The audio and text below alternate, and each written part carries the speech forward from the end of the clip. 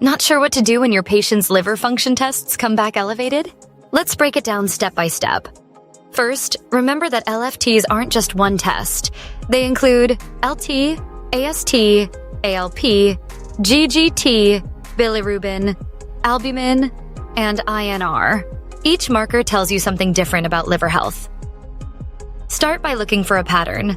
Are ALT and AST higher than ALP? That points to hepatocellular injury. Is ALP and GGT much higher? Think cholestatic causes like bile duct issues.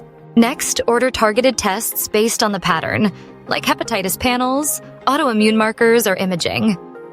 Always review medications, alcohol use, and risk factors for fatty liver. Treatment depends on the cause, so tailor your approach.